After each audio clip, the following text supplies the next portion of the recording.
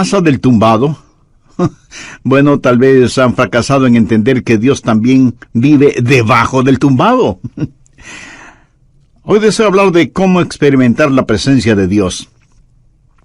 Y este es un tema sobre el cual me fascina hablar porque es muy significativo para mí personalmente y creo que puede ser de mucha ayuda para usted como creyente el cubrir su corazón y su mente con esta básica verdad bíblica y que francamente, debo confesarlo, no la supe por mucho tiempo. ¿Dónde vive Dios? Quiero decir, si usted quisiera escribirle una carta, ¿sabe a qué dirección escribir? ¿En qué clase de edificio vive Dios? Llamamos a los templos las casas de Dios, pero ¿lo son en verdad? Veamos Hechos capítulo 7 desde el verso 47. Mas Salomón le edificó casa, si bien el Altísimo, ese es otro nombre para Jehová, Dios, no habita en templos hechos de mano, como dice el profeta. El cielo es mi trono y la tierra el estrado de mis pies.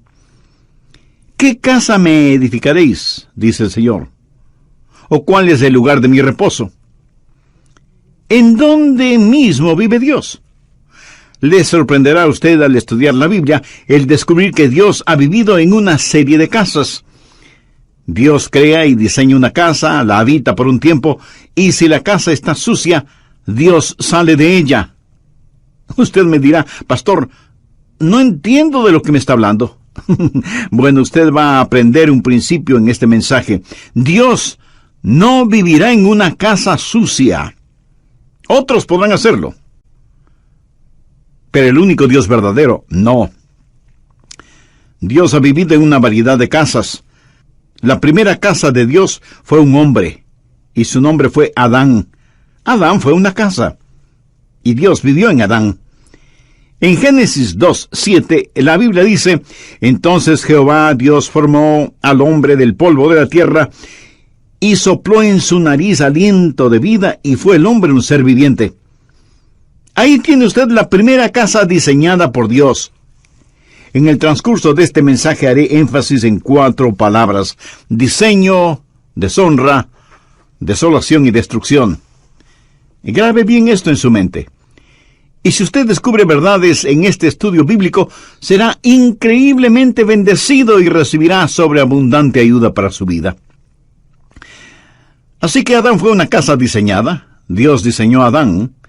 Y Adán fue una casa de 3 cuartos. El cuarto exterior se llamó cuerpo, el cuarto interior su alma, y el tercer cuarto su espíritu. Dios formó a Adán del polvo de la tierra, y eso es su cuerpo. Y Dios le dio vida física. Dios sopló en su nariz el aliento de vida, y ese es su espíritu. La palabra soplar y la palabra espíritu son las mismas palabras, el espíritu de vida. Adán vino a ser una criatura espiritual. La Biblia dice, y fue el hombre un ser viviente. Ahí están las 3 partes en la naturaleza de Adán y las 3 partes de su naturaleza. Todos los seres humanos somos cuerpo, alma y espíritu. Esa es la razón por la que Pablo dice en 1 Tesalonicenses 5, 23 y 24, y el mismo Dios de paz os santifique por completo, y todo vuestro ser, espíritu, alma y cuerpo, sea guardado irreprensible para la venida de nuestro Señor Jesucristo. Fiel es el que os llama, el cual también lo hará. Pablo les está diciendo que oraba a Dios para que el cuerpo, alma y espíritu de ellos fuera guardado sin mancha. Dios hizo de Adán una casa, no una casa para Adán. Adán era la casa para que viva Dios. Déjeme le explico esto. El cuerpo de Adán fue lo que podríamos llamar el hombre exterior. La Biblia llama a nuestros cuerpos casas. Y con este hombre exterior, con su cuerpo, Adán conoció la vida física y el mundo físico. Podríamos decir, el mundo debajo de él. Pero también tenía un hombre interior que es el alma. La palabra griega para alma es psique. Es la palabra de donde tenemos psicología, y psiquiatría y psiquis. El alma es la mente, las emociones, la voluntad. Es lo que hace de usted. Usted es su personalidad, su sentido del humor. Determinan lo que le gusta o disgusta. Son todas las idiosincrasias y proclividades que hacen de usted la persona maravillosa y única que es. Eso es su alma. Y está dentro de usted. Usted puede ver mi cuerpo, pero no puede ver mi alma. Pero usted puede sentir mi alma cuando hablo, porque usted puede escuchar mi mente, mis emociones y mi voluntad. Y esa es una expresión que mi cuerpo está haciendo de lo que está en mi interior. Así que con su cuerpo físico tiene vida y conoce el mundo debajo de usted. Con su alma tiene vida psicológica, conoce el mundo alrededor suyo y el mundo dentro de usted. ¿Pero qué de su espíritu? Yo solía pensar que alma y espíritu eran básicamente la misma cosa, pero es que no había leído la Biblia cuidadosamente. Porque en Hebreos 4:12 dice, porque la palabra de Dios es viva y eficaz, y más cortante que toda espada de dos filos, y penetra hasta partir el alma y el espíritu. Ahora, recuerde lo que dice 1 Tesalonicenses 5:23, y todo vuestro ser, espíritu, alma y cuerpo, sea guardado irreprensible. ¿Lo ve? Su espíritu es diferente de su alma. Ambos son invisibles y son inseparables, pero no son idénticos. Con mi cuerpo tengo vida física y conozco el mundo físico, el mundo debajo de mí. Con mi alma tengo vida psicológica y conozco el mundo social, el mundo que me rodea. Pero con mi espíritu tengo vida espiritual y conozco el mundo que está por encima de mí. ¿Se da cuenta? Fuimos creados para relacionarnos con tres mundos, el mundo físico, el social y el espiritual. Conozco el mundo que está debajo de mí, el mundo que está alrededor mío, y con mi espíritu conozco el mundo que está encima de mí. En Juan 4:24 leemos, Dios es espíritu, y los que le adoran en espíritu y en verdad es necesario que le adoren en espíritu y en verdad. Y en Romanos 8:16 Pablo dice, el Espíritu mismo da testimonio a nuestro espíritu de que somos hijos de Dios. En el libro de Génesis, cuando habla de criaturas vivientes, literalmente dice almas vivientes. Si usted tiene un perro, ese perro tiene una mente, una emoción y una voluntad, pero no tiene espíritu. Un perro no puede orar, un perro no puede adorar, un perro no conoce a Dios. Puede mover su cola y hacer piruetas, pero no conoce a Dios. Y las flores, hermosas como son, tienen un cuerpo, pero no tienen alma. Los animales tienen cuerpo y alma, pero no tienen espíritu. Solo el hombre, hecho a la imagen de Dios, tiene espíritu. Adán fue una casa de 3 habitaciones, y a Dios le gusta eso. El cuarto exterior fue su cuerpo, el cuarto interno fue su alma, pero en el cuarto más privado es en donde Dios habita. Dios dice que habitará con aquel que es humilde y contrito de espíritu. El espíritu humano es el lugar en donde habita el Espíritu Santo. Cuando la Biblia dice que Dios caminaba con Adán en el jardín del Edén, ¿cómo caminaba Dios con Adán? ¿Caminaba Dios al lado de Adán? Dios no tiene un cuerpo físico. Dios caminaba en él y con él. Adán era la casa de Dios y Dios vivía en Adán, y él caminaba y hablaba con Adán. Dios es un Dios trino, Dios el Padre, Dios el Hijo y Dios el Espíritu Santo. Y todo lo que Dios hace representa la Trinidad de Dios. Por ejemplo, el espacio. ¿Qué es el espacio? Altura, anchura y profundidad. La altura no es la anchura y la anchura no es la profundidad, pero todas son parte de lo mismo. Usted puede identificar cada una de ellas, pero no puede separar ninguna de ellas. Y así es Dios. Dios es Padre, Hijo y Espíritu Santo. Ahora, el Padre no es el Hijo, y el Hijo no es el Espíritu Santo, y el Espíritu Santo no es el Padre. Y sin embargo todos son uno, no son idénticos, pero sí son inseparables, y son Dios. Otro ejemplo, el tiempo. El tiempo es pasado, presente y futuro. El pasado no es el presente, y el presente no es el futuro, y el futuro no es el pasado. Y aunque el tiempo es uno, cada una de sus partes es fácilmente identificable. Cada cosa que Dios ha hecho refleja la Trinidad de Dios, espacio y tiempo y hombre. Usted fue creado para hacer una casa en la cual Dios viva. Adán fue la primera casa de Dios, la casa primordial, la casa diseñada por Dios mismo. Pero esa casa diseñada se volvió una casa deshonrada. Dios le dio a Adán una advertencia, no una amenaza, sino una advertencia. Dios le dijo a Adán: hay un árbol en el jardín del Edén, el fruto del cual no debes comer, porque el día que llegues a comerlo, de seguro morirás. Y todos sabemos, Adán desobedeció y comió del fruto de ese árbol. Génesis 3:6 nos dice que Eva tomó del fruto y lo comió, y dio también a su marido, y él lo comió. Y por tanto, el pecado entró en esa casa. El pecado manchó y ensució la casa. Y la casa que fue diseñada por Dios se volvió en una casa deshonrada por el hombre. Dios les advirtió que no lo hicieran, pero ellos lo hicieron de todas maneras, y el pecado entró y manchó la casa en la cual Dios estaba viviendo. Pero algo más sucedió. La casa diseñada, que fue casa deshonrada, se volvió en una casa desolada. ¿Qué pasó cuando Adán pecó? Dios sencillamente salió de esa casa, porque Dios no puede vivir en una casa sucia.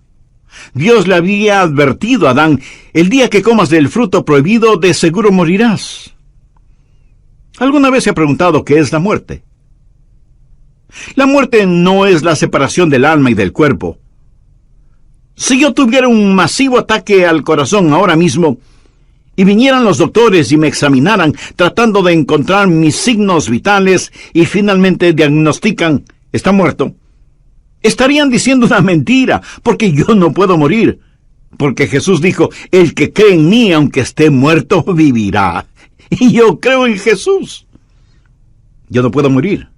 Usted está escuchando a un hombre que jamás morirá. Todo lo que haré será simplemente cambiarme de casa. Mi verdadero yo se irá al cielo. Pablo lo dijo claramente: ausentes del cuerpo y presentes en el Señor. La muerte no es la separación del alma y del cuerpo. La muerte es la separación de nuestro espíritu de Dios. ¿Lo comprende? Eso es la muerte. Dios le dijo a Adán que el día que comiera del fruto prohibido moriría. Bueno, si usted lee cuidadosamente su Biblia, sabrá que Adán vivió más de 900 años. Sin embargo, Dios le dijo: ese día morirás. Es obvio que Adán no murió físicamente. Adán murió espiritualmente.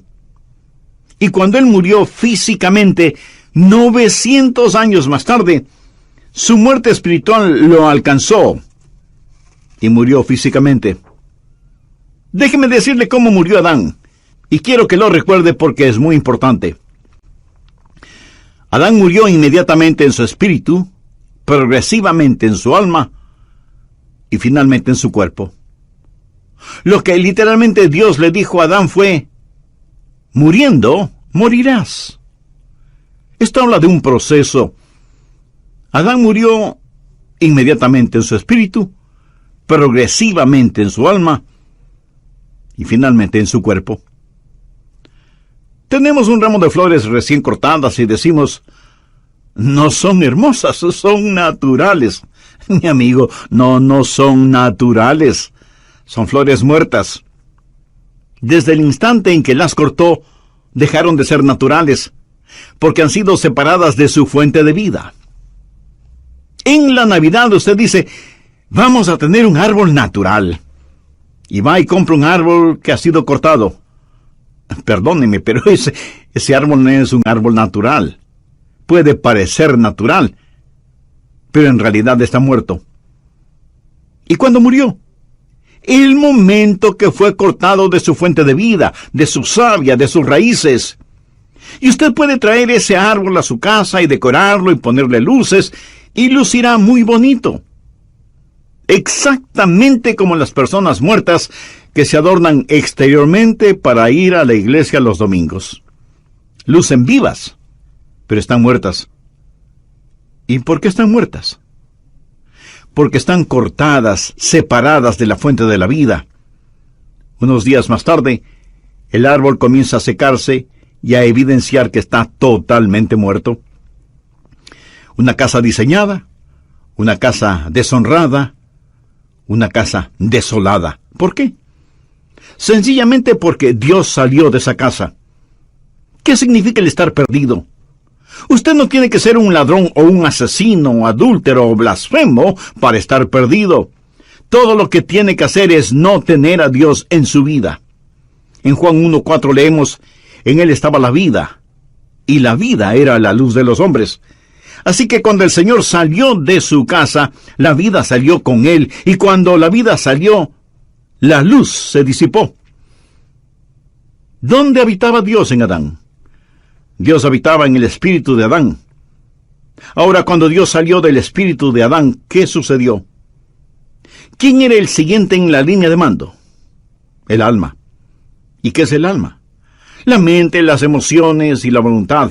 Adán dejó de ser un hombre espiritual, y ahora lo que le motiva no es el Espíritu de Dios. Ya no es guiado por el Espíritu de Dios, está guiado por su mente, sus emociones y su voluntad. Y déjeme decirle que la mayoría de los seres humanos opera bajo ese principio: mente, emociones y voluntad.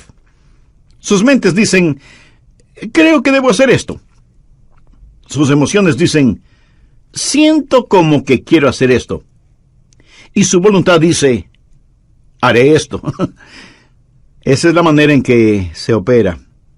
No son guiados por el Espíritu de Dios.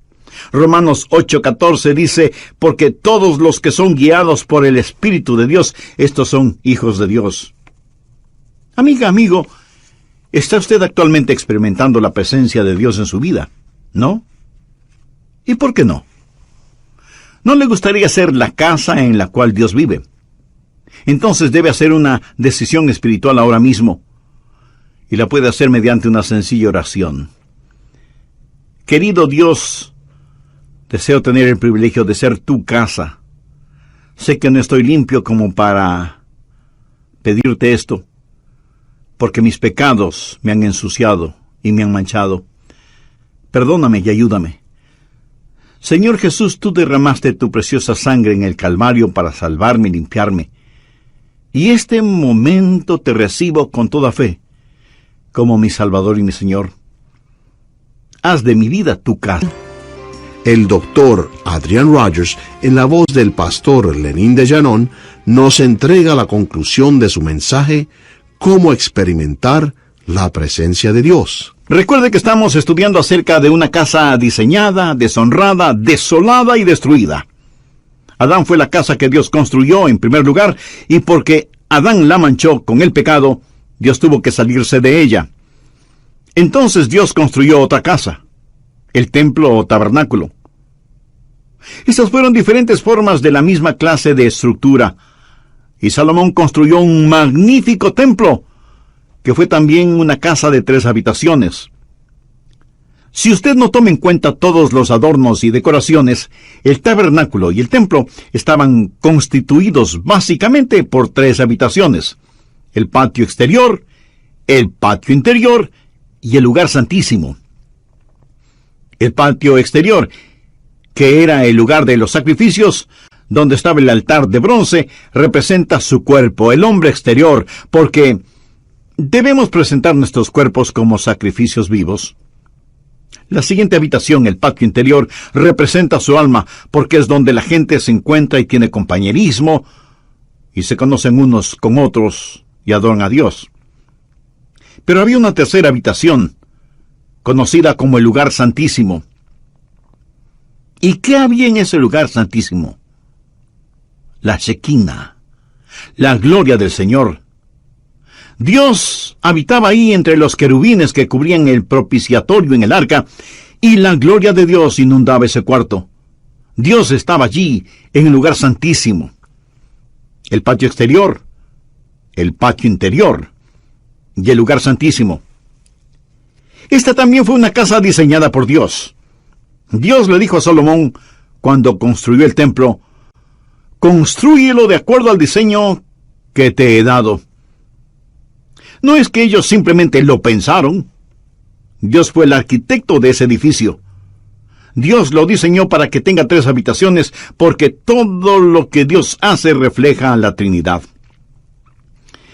Pero no solo fue una casa diseñada, sino también una casa deshonrada. Recuerda lo que Jesús dijo cuando estuvo en el templo y vio a los mercaderes y cambiadores de monedas allí. Recuerda cómo él, movido con ira santa, actuó. Recuerda lo que Jesús dijo.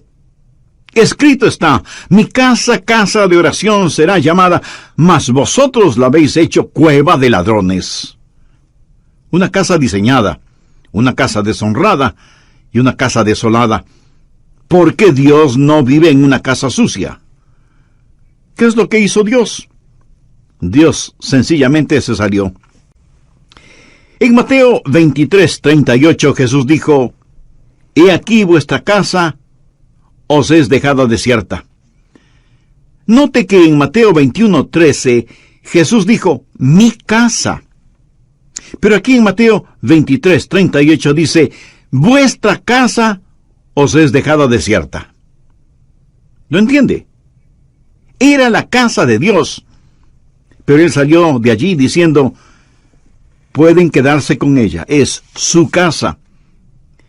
Y ellos continuaron adorando en ella, y continuaron ofreciendo sus sacrificios, y quemando sus inciensos, y siguieron cantando sus canciones, y diciendo sus oraciones. Pero Dios estaba a miles de años luz de distancia espiritualmente. Él les dijo, es su casa. Y ellos continuaron siendo religiosos en ella. Una casa diseñada, una casa deshonrada, una casa desolada y por último, una casa destruida. En Mateo 24, los discípulos trajeron a Jesús para mostrarle el templo como si él nunca lo hubiera visto. Y dijeron, no es realmente hermoso. Y Jesús les dijo, ¿veis todo esto? De cierto os digo que no quedará piedra sobre piedra. No quedará piedra sobre piedra. Y eso es verdad. He estado allí y lo he visto con mis propios ojos. No quedará piedra sobre piedra. Ese magnífico templo que Herodes construyó ya no existe. ¿Por qué? Una casa diseñada, una casa deshonrada, una casa desolada y una casa destruida. Bien, la primera casa de Dios fue Adán, luego el tabernáculo, el templo, que fue como una lección. La siguiente fue la casa perfecta de Dios. ¿Sabe qué casa fue? Nuevamente un hombre, y su nombre es Jesús, el último Adán, quien vino a restaurar lo que el primer Adán perdió y a enseñarnos qué es lo que el templo nos enseña. ¿Fue Jesús una casa de Dios? Por supuesto que sí. Leamos Juan capítulo 2, los versos del 19 al 21.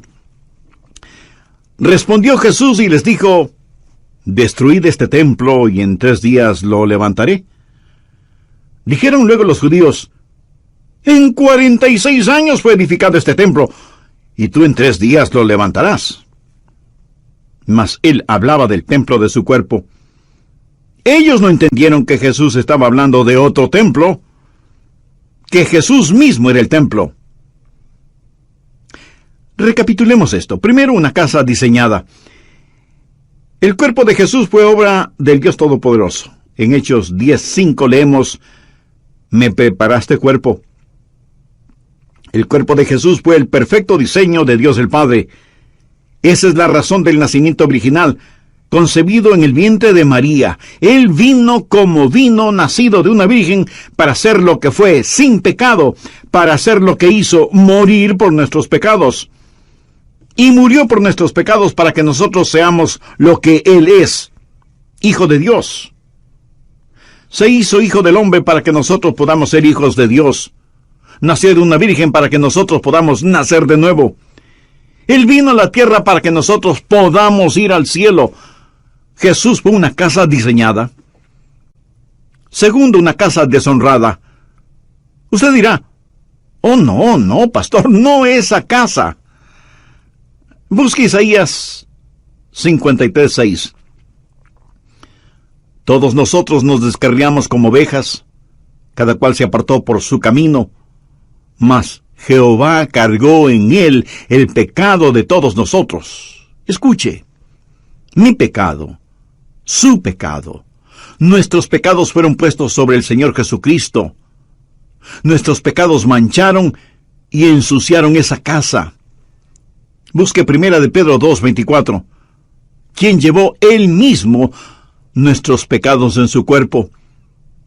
Nuestros pecados con toda su vileza fueron puestos sobre el Señor Jesucristo. Y esa es una buena razón para que usted ame al Señor Jesús.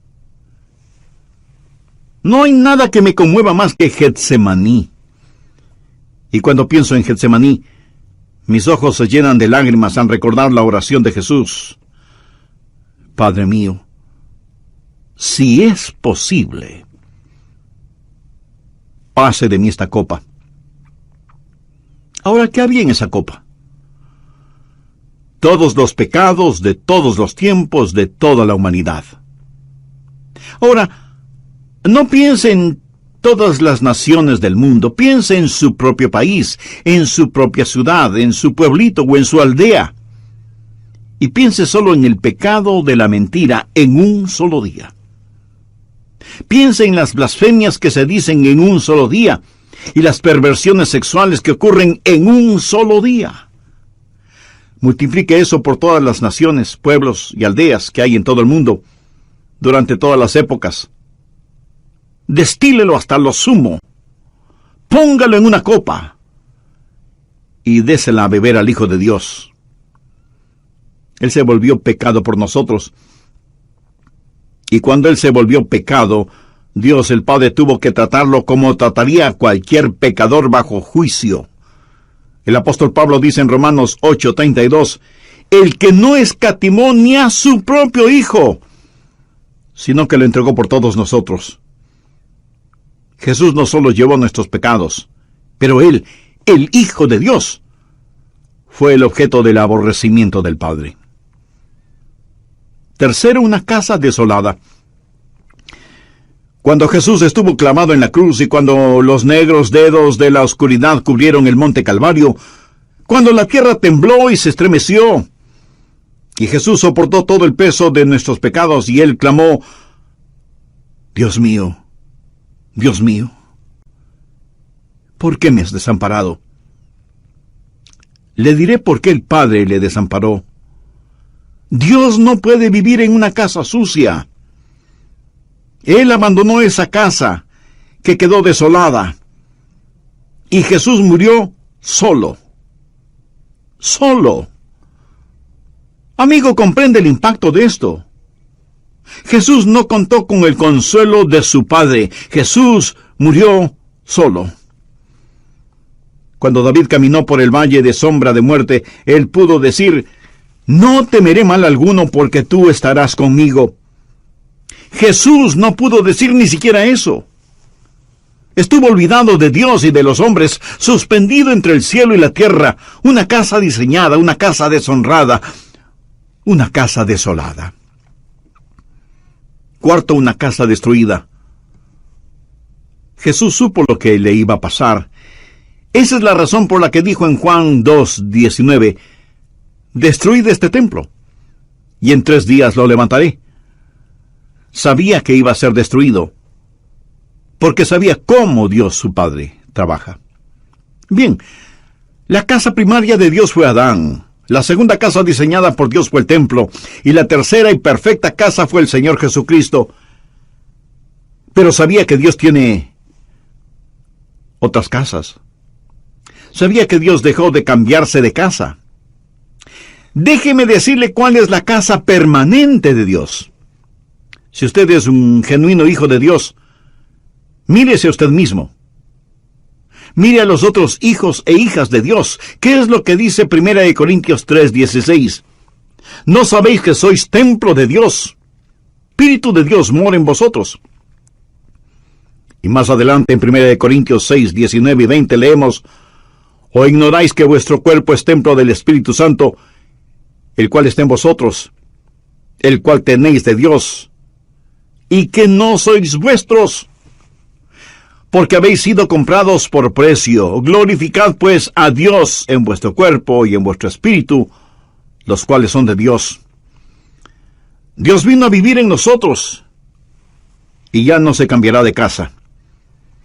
En relación con este cuerpo, este templo, Jesús dijo: y yo rogaré al Padre y os dará otro Consolador, para que esté con vosotros para siempre. Dios ha dejado de cambiarse de casa. Tal vez usted me diga: pastor, no entiendo eso. Usted dice que Dios no vive en una casa sucia, y yo sé que no estoy sin pecado, sé que he fallado y he hecho cosas malas. ¿Dios no se saldrá de mi casa? Amigo, esa es una interesante y maravillosa pregunta. Le diré por qué Dios no saldrá de su casa. Porque cuando Jesús murió por usted, Él pagó por todos sus pecados pasados, presentes y futuros. Y la Biblia dice en Romanos 4:8, bienaventurado el varón a quien el Señor no inculpa de pecado. ¿No es eso algo extraordinario? Dios limpiará la casa, pero no saldrá de ella. El pecado por el cual murió Jesús jamás será puesto en su cuenta si usted ha recibido al Señor Jesucristo como su Salvador y su Señor en forma personal. Él nunca lo hará. La Biblia habla del espíritu del hombre hecho perfecto, y de eso quiero hablarle. Y deseo que usted atesore estas lecciones en lo más profundo de su corazón. La primera lección tiene que ver con la salvación. ¿Qué es la salvación? Salvación no es sacar al hombre de la tierra y llevarlo al cielo. Es sacar a Dios del cielo y que venga el hombre. Esa es la diferencia. Mucha gente cree que la salvación es que sus pecados sean perdonados para poder ir al cielo. El que sus pecados sean perdonados es preparación para la salvación. Ir al cielo es un subproducto de la salvación. Salvación es tener a Dios de regreso en su corazón. La segunda lección tiene que ver con la espiritualidad. ¿Quién es una persona espiritual? Es aquella que practica la presencia de Dios. No crea que usted asiste a una iglesia para ser espiritual o para adorar. Más bien traemos nuestra adoración a la iglesia. Verá, cuando usted se salva, cada día es un día santo, y cada lugar es un lugar sagrado. Usted es la casa de Dios. Si usted va a tener algo que sea santo, recuerde lo que dice 1 Corintios 6:19. ¿O ignoráis que vuestro cuerpo es el templo del Espíritu Santo, el cual está en vosotros, y que no sois vuestros? Usted tiene que vivir una vida sobrenatural porque Dios vive en usted. Y un cristiano salvado es naturalmente sobrenatural y sobrenaturalmente natural. Me agrada la gente que es sobrenaturalmente natural. Me gusta la gente que es la misma en el cuarto de un hotel o en el culto de adoración. Usted no va a la iglesia únicamente a actuar en forma religiosa. ¿Sabe cómo Jesús llama a los actores? Hipócritas. Escúcheme. Si usted es ya salvo, Dios vive en usted. Y cada día es un día santo y cada lugar es un lugar sagrado. Y todo lo que haga debe hacerlo como para la gloria de Dios. Practique la presencia de Dios. La tercera lección tiene que ver con la seguridad. Gracias a Dios, Él dejó de cambiarse de casa. En Juan 14:16, el Señor Jesús nos dejó una firme y segura promesa. Y yo rogaré al Padre, y os dará otro Consolador para que esté con vosotros para siempre. Dios salió de la casa que fue Adán. Dios no va a salir de mi casa. ¿Cuál es la diferencia? Yo tengo algo que Adán no tuvo, a menos que se haya salvado.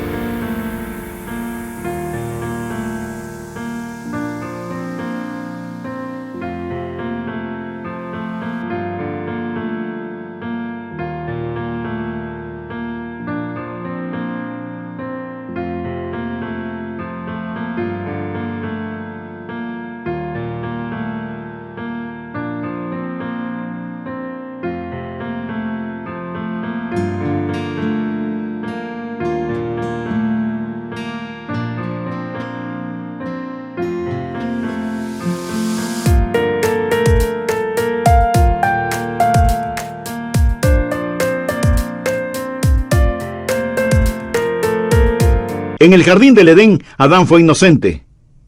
Pero yo soy justo. No mi propia justicia, sino la justicia de Dios impartida. ¿Cuál es la diferencia entre inocencia y justicia? Bueno, inocencia es lo que la palabra implica, nunca pecado. Pero la justicia es el regalo de Dios. Es el compartir la naturaleza santa de Dios. Y la cuarta lección tiene que ver con el servicio. ¿Qué es el servicio a Dios? No es hacer algo por Dios, es más bien dejar que Dios haga algo a través suyo. Y si usted piensa que estoy jugando con las palabras, no lo estoy haciendo.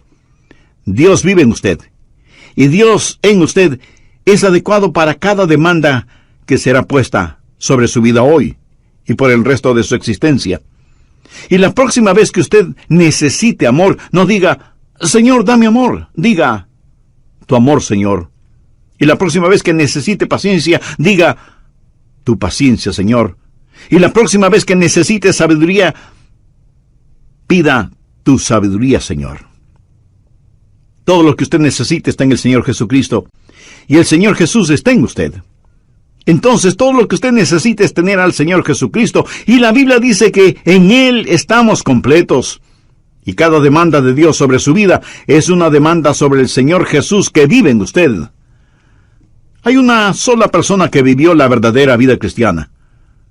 Su nombre es Jesús. Y si la vida cristiana se vive en su vecindario, en su hogar, en su trabajo, será Jesús quien la viva. Pero la vivirá por intermedio suyo. Y la vida que usted viva será el Cristo en usted viviendo esa vida. Amigo, ¿vive Cristo en usted? ¿Tiene Dios su casa en su corazón? Si usted todavía no ha recibido a Jesús como su Salvador y Señor en forma personal, ¿por qué no lo hace este momento? Si ese es su deseo, le invito a que repita conmigo la siguiente